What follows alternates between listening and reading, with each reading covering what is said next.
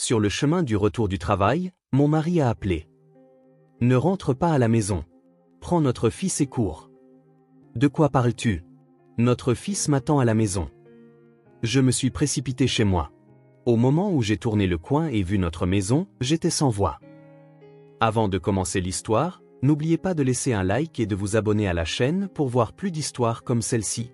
À 6h30 du matin, Rachel Connor préparait le café dans la cuisine, se préparant mentalement à une autre journée mouvementée. Bien que la fatigue se lisait sur son visage, elle n'oubliait jamais d'offrir un sourire à sa famille. Jacob, réveille-toi. Le petit déjeuner est prêt. De l'étage parvint la réponse de son fils de 10 ans. Jacob était en CM1, un garçon actif et passionné de football. Chaque matin, bien qu'il râle d'être réveillé par sa mère, il finissait toujours par dévorer avec un plaisir évident le petit déjeuner qu'elle lui avait préparé. C'était leur routine quotidienne. « Maman, tu viendras voir mon entraînement aujourd'hui ?» demanda Jacob en dévalant les escaliers. Ses cheveux étaient en bataille, mais ses yeux pétillaient d'espoir. « Bien sûr, mon chéri, même si je risque d'être un peu en retard. »« L'hôpital est très chargé en ce moment », répondit Rachel en lissant les cheveux de son fils. Elle travaillait comme réceptionniste à l'hôpital général local et trouvait son travail épanouissant, au contact des patients et de leur famille. « Et papa? Tu crois qu'il viendra cette fois ?»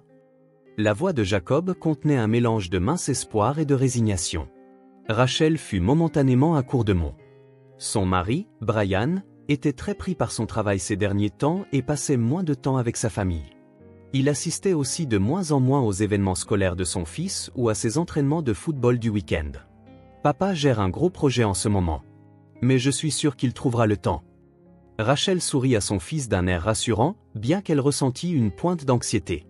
À cette heure-là, Brian était déjà parti de la maison. Dernièrement, il partait de plus en plus tôt au travail et rentrait tard. Rachel essayait de comprendre les efforts de son mari, mais elle se sentait parfois seule. « Maman, on est heureux, n'est-ce pas ?» demanda soudain Jacob. Rachel regarda son fils, surprise. « Bien sûr que nous le sommes. Pourquoi me demandes-tu ça tout à coup ? Les parents de mon ami Tommy ont divorcé. » Tommy avait l'air vraiment triste, répondit Jacob avec une expression sérieuse. Rachel serra son fils dans ses bras. « Tout va bien, mon trésor. Papa et maman t'aiment tous les deux. Ça ne changera jamais. » Ils vivaient dans une petite maison individuelle, dans un quartier résidentiel de banlieue calme. Il y avait un petit parterre de fleurs dans le jardin, où Rachel entretenait avec soin des roses qui s'épanouissaient magnifiquement. L'intérieur de la maison n'était pas luxueux, mais il était empreint d'une chaleureuse atmosphère familiale. Après avoir déposé Jacob à l'école, Rachel pensa au récent changement de son mari pendant son trajet vers l'hôpital. Brian ne prenait plus autant de plaisir qu'avant aux conversations familiales, et il sortait plus souvent le week-end, prétextant des obligations professionnelles. Rachel pensait que son mari était stressé par le travail et tentait de le soutenir autant que possible. Sa journée à l'hôpital, passée à s'occuper des patients, s'écoula rapidement. Rachel était appréciée de ses collègues et souvent remerciée par les patients, tirant une grande fierté de son travail. Cependant, au fond de son cœur, elle pensait constamment à sa famille. Elle s'inquiétait particulièrement pour Jacob, qui passait de plus en plus de temps seul. Ce soir-là, Rachel alla assister à l'entraînement de football de Jacob, comme promis. Son fils courait joyeusement avec ses amis, se retournant de temps en temps pour saluer sa mère de la main. En voyant ce sourire, Rachel ressentit une fois de plus l'importance de la famille. Après l'entraînement, alors qu'ils marchaient main dans la main vers le parking, Jacob dit « Maman, merci. J'étais content que tu sois venue. Merci à toi aussi, mon chéri. Te voir t'investir autant est la plus grande joie d'une maman. » Rachel serra doucement la main de son fils en retour. Ce soir-là, Brian rentra tard. Rachel et Jacob avaient déjà fini de dîner et leur fils faisait ses devoirs. Brian les salua d'un air fatigué et mangea seul son dîner réchauffé. « Jacob s'est vraiment donné à fond à l'entraînement de foot aujourd'hui, » dit Rachel d'une voix enjouée. « Ah oui. C'est bien » fut la réponse brève de Brian. Rachel, préoccupée par la fatigue de son mari, n'insista pas. 3 semaines plus tard, Rachel remarqua que les changements chez son mari s'étaient accentués. Les heures supplémentaires de Brian augmentaient encore, et il était devenu normal pour lui de rentrer après 22 heures en semaine. Même le samedi matin, qu'il consacrait autrefois à la famille, il se mit à sortir plus souvent, invoquant des réunions d'urgence. « Brian, je m'inquiète un peu » l'aborda Rachel un matin alors qu'il buvait son café. « tu as l'air vraiment débordé ces derniers temps. Est-ce que tout va bien? Brian répondit sans lever les yeux de son journal. Je vais bien. On m'a confié un nouveau client et la responsabilité est lourde. Mais si ça marche, il y a une promotion à la clé. C'est merveilleux, sourit Rachel, bien que ses sentiments fussent partagés. Mais tu manques à Jacob. Et si on allait au parc tous ensemble ce dimanche? Passons un peu de temps en famille, pour une fois. Brian hésita un instant. Dimanche, eh bien, je vais essayer de me libérer. Cependant, ce dimanche-là, Brian reçut un appel tôt le matin et quitta la maison en disant qu'il devait se rendre au travail pour une urgence client. Rachel expliqua la situation à Jacob en dissimulant sa déception. « Est-ce que papa ne m'aime plus ?» demanda Jacob, les larmes aux yeux. « Pas du tout, mon amour, » dit Rachel en serrant son fils dans ses bras. « Papa travaille très dur pour notre famille. Il t'aime. » Pourtant, Rachel elle-même avait de plus en plus de mal à ressentir l'affection de Brian. Même quand il était à la maison, il consultait fréquemment son smartphone, semblant plus absorbé par ses messages que par les conversations familiales. Même à l'hôpital, Rachel n'arrivait pas à cesser de s'inquiéter pour sa maison. Sa collègue Sarah s'approcha d'elle, l'air soucieux. « Rachel, tu n'as pas l'air dans ton assiette ces derniers temps. Ça va? Ce sont juste quelques soucis de famille. Le travail de mon mari est si prenant que nous n'arrivons pas à trouver du temps pour nous, » répondit Rachel pudiquement. Sarah hocha la tête avec compréhension. « Mon mari a aussi traversé une période comme ça. Quand les hommes se concentrent sur leur travail, ils ont parfois du mal à voir le reste, mais je suis sûr que ça va se calmer. » Les paroles de Sarah réconfortèrent Rachel, mais au fond d'elle, elle ressentait une anxiété d'une autre nature. Cela semblait plus grave qu'une simple surcharge de travail, un changement plus fondamental.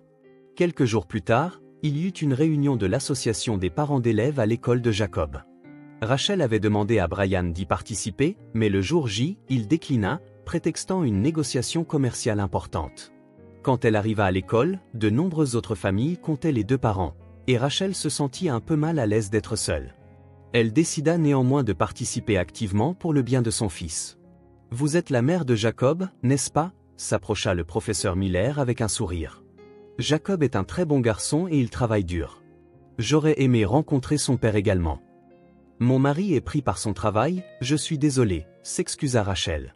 « Ne vous en faites pas. Votre présence est amplement suffisante. Par contre, venez en famille l'encourager à la journée sportive le mois prochain.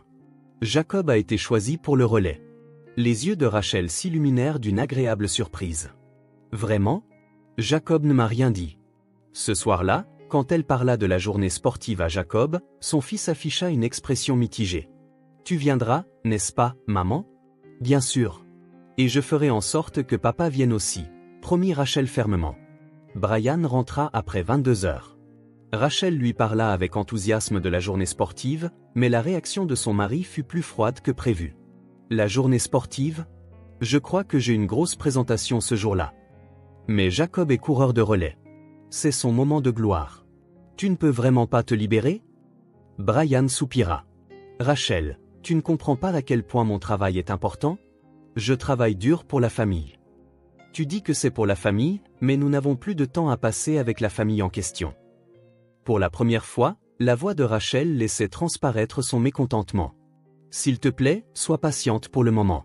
Une fois ce projet terminé, je te promets de prendre du temps. » Cependant, les paroles de Brian sonnaient creux aux oreilles de Rachel. L'ancien Brian aurait donné la priorité aux événements importants de son fils, peu importe son emploi du temps. Le lendemain matin, avant de partir pour l'école, Jacob demanda à sa mère, « Maman, est-ce que papa viendra à la journée sportive ?» Rachel plongea son regard dans les yeux pleins d'espoir de son fils et sentit son cœur se serrer. « Je vais en parler à papa, mais maman sera là, c'est certain. » Ce jour-là à l'hôpital, en écoutant les conversations chaleureuses entre les familles des patients, Rachel ne pouvait s'empêcher de sentir le contraste avec son propre foyer. Voir le fils d'un patient âgé qui avait ajusté son emploi du temps pour accompagner son père à un rendez-vous médical lui rappela une fois de plus l'importance des liens familiaux. Sur le chemin du retour, en faisant ses courses au supermarché, Rachel rencontra par hasard un collègue de Brian, Mike. « Rachel, ça fait longtemps. Comment va Brian? »« Oh, il a l'air très occupé, » sourit Rachel. « Oui, c'est vrai. Mais vendredi dernier, il me semble qu'il est parti tôt. Vous avez pu passer un peu de temps en famille? » Rachel était confuse. « Vendredi dernier, Brian lui avait dit qu'il faisait des heures supplémentaires jusqu'à tard dans la nuit.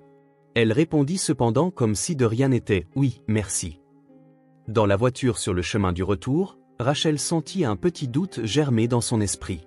C'était la première fois qu'elle prenait conscience des incohérences dans le comportement de son mari.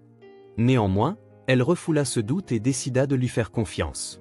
Après 12 ans de mariage, elle se disait que son mari bien-aimé ne pouvait pas lui mentir. Ce soir-là, Brian rentra inhabituellement tôt.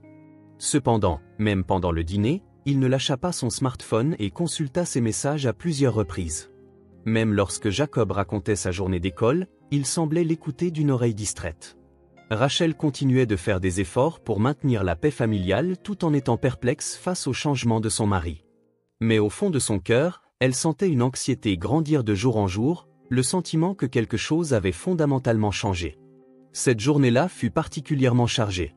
Un nouveau système de dossiers médicaux électroniques avait été introduit à l'hôpital, et Rachel peinait avec ses collègues à en maîtriser le fonctionnement. Même après 16 heures, la formation se poursuivait. Rachel, beau travail aujourd'hui, l'interpella sa collègue Sarah. C'était vraiment difficile, mais une fois qu'on sera habitué au nouveau système, je suis sûr que le travail sera plus simple. Oui, je suis d'accord. Mais Jacob est seul à la maison en train de faire ses devoirs, alors j'aimerais rentrer tôt, répondit Rachel en regardant sa montre. Brian avait dit qu'il avait une réunion d'affaires importante aujourd'hui aussi, et ne devait pas rentrer avant tard dans la nuit. Jacob devait être rentré de l'école, seul à faire ses devoirs en attendant le retour de sa mère. Rachel s'inquiétait dernièrement de voir son fils passer des périodes de plus en plus longues seul. À 17h30, la formation se termina enfin, et Rachel quitta l'hôpital en toute hâte. Alors qu'elle montait dans sa voiture sur le parking et démarrait le moteur, son smartphone sonna. C'était Brian. « Brian, c'est rare que tu appelles à cette heure. » Rachel appuya sur le bouton d'appel tout en conduisant. « Rachel, écoute-moi. » La voix de son mari était complètement différente de d'habitude. Elle semblait secouée et tremblante de peur. « Ne rentre pas à la maison tout de suite. Ne t'approche surtout pas de la maison. » Rachel était déconcertée. « De quoi tu parles? Qu'est-ce que tu veux dire? Prends Jacob et fuyez quelque part en sécurité, immédiatement. S'il te plaît, tout de suite. » La voix de Brian devint de plus en plus pressante. « Attends une minute. Qu'est-ce qui se passe? » Rachel gara sa voiture sur le bas-côté. « Jacob est à la maison. Il fait ses devoirs et m'attend. »« Quoi? Jacob est à la maison ?» Le désespoir se mêla à la voix de Brian. « Merde. Je n'arriverai pas à temps. Rachel, appelle la police immédiatement et surtout, ne va pas à la maison. » Le téléphone se coupa brusquement. Rachel tenta de le rappeler à plusieurs reprises, mais le téléphone de Brian ne répondait plus.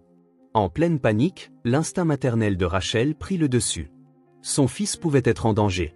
Elle ne comprenait pas la raison, mais il y avait une peur réelle dans la voix de Brian. Elle redémarra rapidement la voiture et se dirigea vers chez elle. « Mon Dieu, s'il vous plaît, protégez Jacob », priait Rachel en conduisant. Lorsqu'elle s'arrêta à un feu rouge, elle appela les urgences. « Service d'urgence, bonjour. Je vous mets en relation avec quel service? »« La police, s'il vous plaît. Mon mari m'a appelé pour me dire de ne pas rentrer chez moi. Mon fils est à la maison, je suis très inquiète. Restez calme, s'il vous plaît. Pouvez-vous me donner votre adresse? » Rachel donna son adresse et expliqua la situation.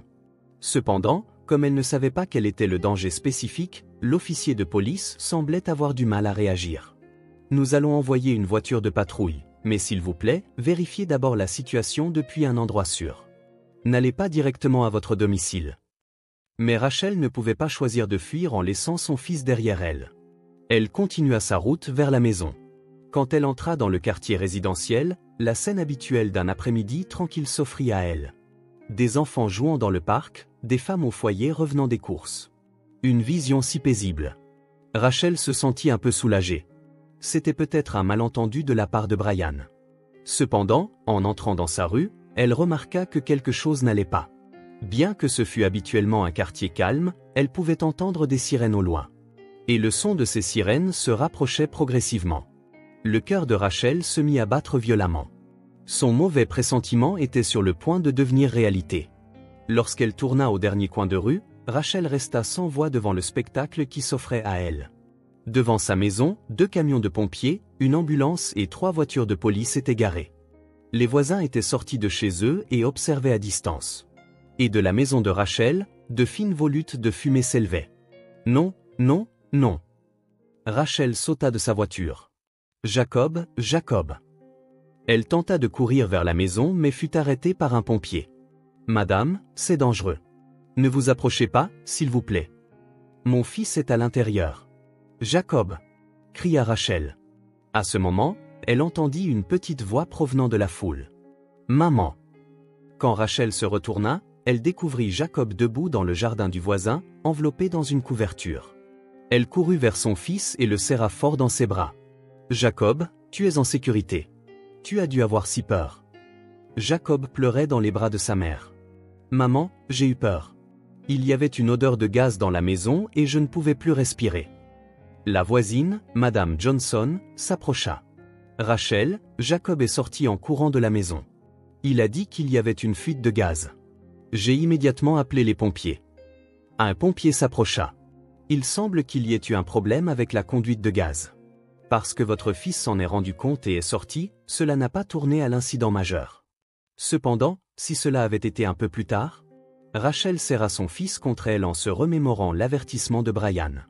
Comment son mari était-il au courant du danger? Et pourquoi ne savait-il pas que leur fils était à la maison? À ce moment, un officier de police s'approcha. Madame Connor, nous aimerions nous entretenir avec vous. D'après notre enquête initiale, il ne s'agit peut-être pas d'une simple fuite de gaz. Rachel sentit un frisson lui parcourir l'échine. Que voulez-vous dire? Il y a des signes que la conduite de gaz a été intentionnellement endommagée. Il y a une forte probabilité que quelqu'un ait fait ça délibérément. Les voisins commencèrent à murmurer. Jacob s'agrippa à sa mère, tremblant. Qui ferait une chose pareille, et pourquoi? Demanda Rachel, incrédule. C'est ce que nous cherchons à savoir. Pouvons-nous joindre votre mari? Pourriez-vous nous donner plus de détails sur l'appel téléphonique qu'il vous a passé?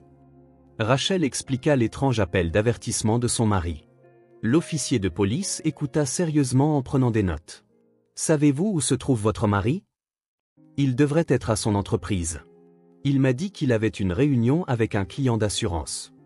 À cet instant, le smartphone de Rachel sonna de nouveau. C'était Brian. Cette fois, elle put répondre. Rachel, tu es en sécurité? Et Jacob? Nous allons bien tous les deux. Mais Brian, la police veut te parler. Qu'est-ce que tu sais à ce sujet? De l'autre côté du fil, elle entendit le soupir angoissé de Brian. J'arrive tout de suite. Je vais tout vous expliquer. Rachel, je suis vraiment désolé. L'appel se termina et Rachel continua de tenir son fils, partagé entre la confusion et la peur. 30 minutes plus tard, la voiture de Brian arriva sur les lieux. Il sauta du véhicule et courut droit vers Rachel et leur fils. Rachel, Jacob, je suis si soulagé que vous alliez bien. Brian tenta d'étreindre sa famille, mais Rachel recula. Brian, explique-moi. Comment étais-tu au courant du danger? La voix de Rachel était froide et pleine de suspicion. Brian parut angoissé en jetant un coup d'œil vers l'officier de police. D'abord, pourrions-nous entendre de la bouche de Jacob ce qui s'est passé? Je veux savoir exactement ce qui s'est produit. L'officier de police acquiesça et s'accroupit devant Jacob. Jacob, tu as été très courageux. Peux-tu nous raconter ce qui s'est passé? Jacob, tenant la main de sa mère, commença à parler d'une petite voix. Je suis rentré de l'école et je faisais mes devoirs. Les problèmes de maths étaient difficiles, alors je mangeais un goûter dans la cuisine en réfléchissant, quand j'ai senti une odeur bizarre. Quel genre d'odeur? Comme des œufs pourris. C'était l'odeur de gaz que papa m'avait appris à reconnaître.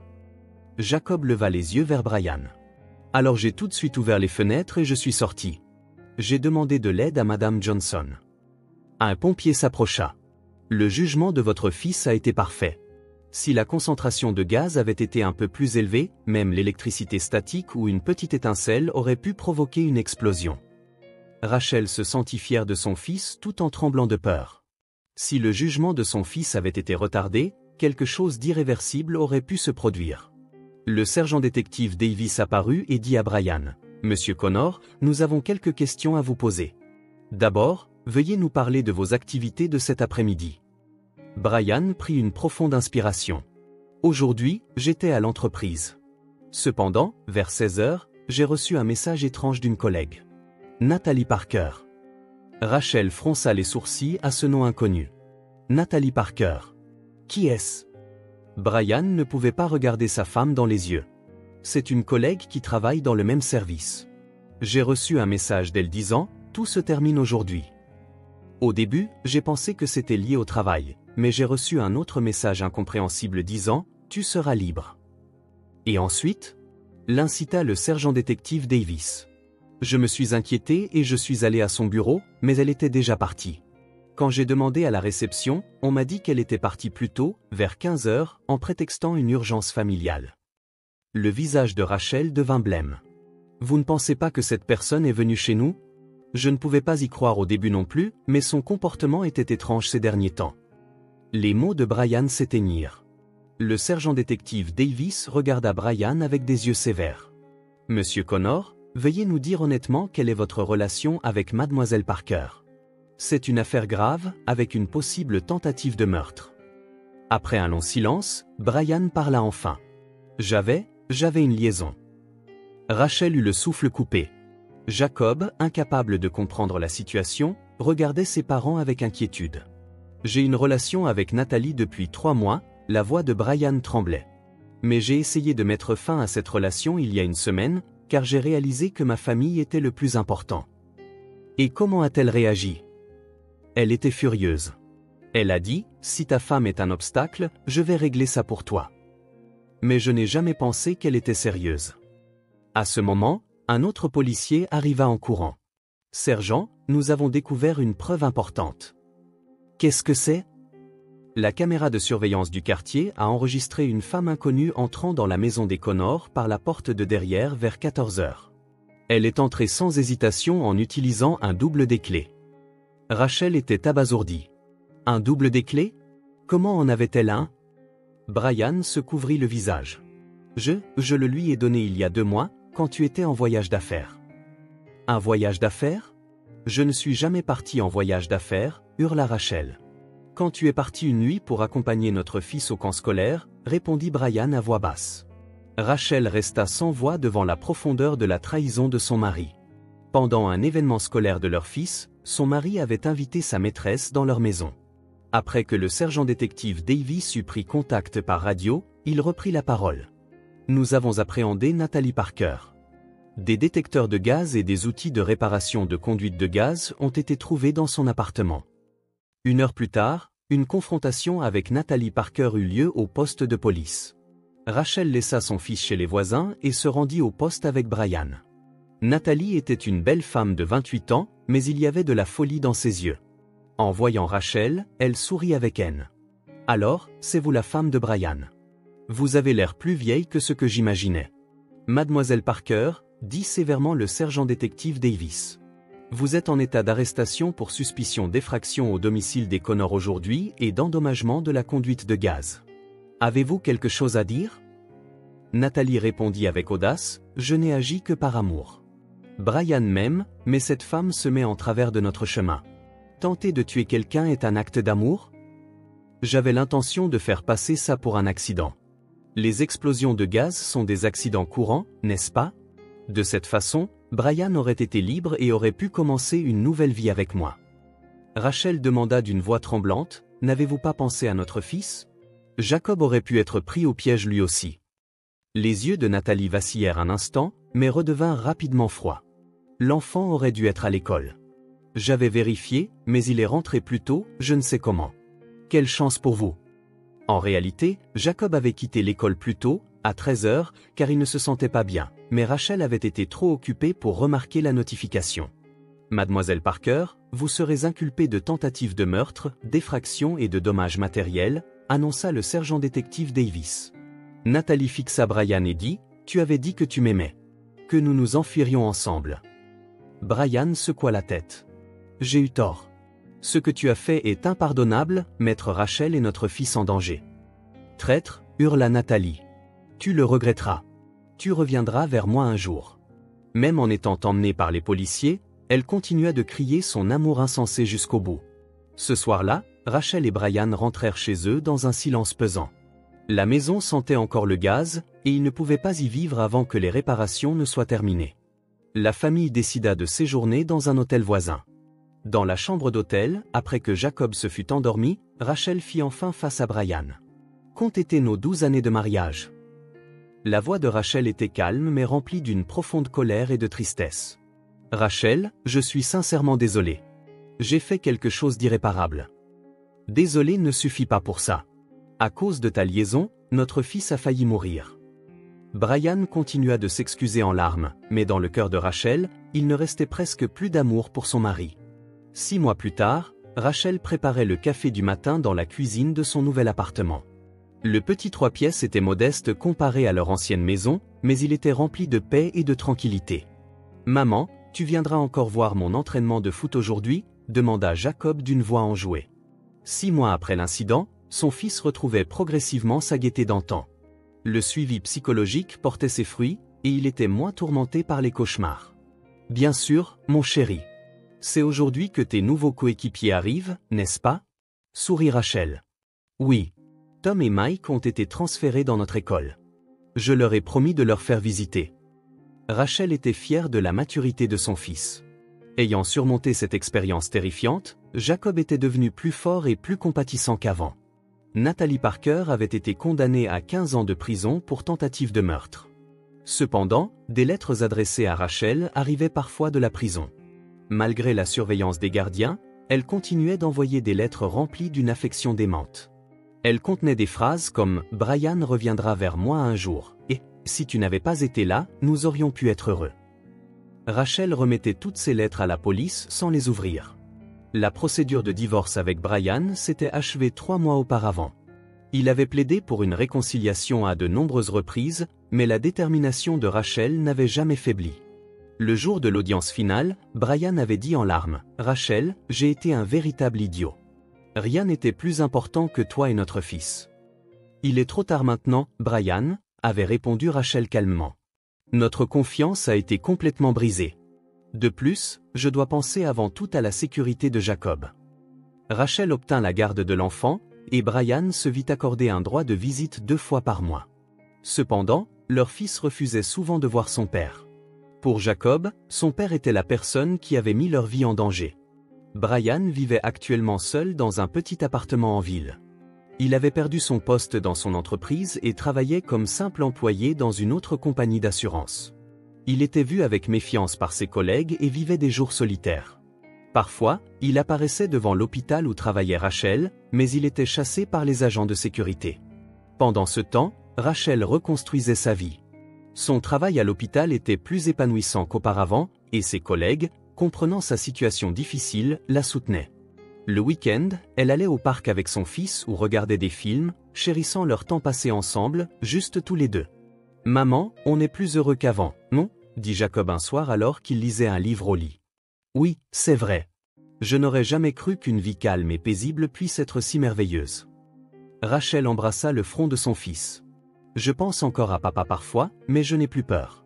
Maman et moi, ça suffit. » Les yeux de Rachel s'emplirent de larmes aux mots de son fils. Cette nuit terrifiante, ils avaient tous deux appris le vrai sens de la famille. Pas les liens du sang ou les relations formelles, mais le cœur qui essaie de protéger l'autre en temps de crise. Voilà ce qu'étaient les vrais liens familiaux. Jacob avait courageusement découvert la fuite de gaz pour protéger sa mère, et Rachel s'était précipitée à la maison, sans se soucier du danger, pour protéger son fils. Et maintenant, ils avançaient tous les deux sur un nouveau chemin de vie. Le mois dernier, Rachel s'est fait une nouvelle amie à l'hôpital. Emily, une collègue qui avait également traversé un divorce, l'encourageait en disant « La vie nous offre parfois une seconde chance ». Rachel n'avait pas encore l'espace mental pour penser à une nouvelle romance, mais elle commençait à ressentir de l'espoir pour l'avenir. Ce soir-là, dans l'appartement silencieux, Rachel écrivit dans son journal « Aujourd'hui, j'ai passé une autre journée paisible avec Jacob. Nous n'avons pas seulement survécu, nous sommes devenus plus forts. J'ai appris que la vraie famille, ce sont les gens qui se soutiennent dans les moments difficiles. Jacob et moi sommes peut-être la famille la plus forte du monde. » Dehors, la pluie tombait doucement, mais à l'intérieur de l'appartement, il régnait une chaleur et une paix profonde. Rachel et Jacob s'endormirent avec l'espoir d'un nouveau lendemain dans leur cœur. Les blessures du passé avaient cicatrisé, Et l'avenir s'ouvrait à eux, lumineux.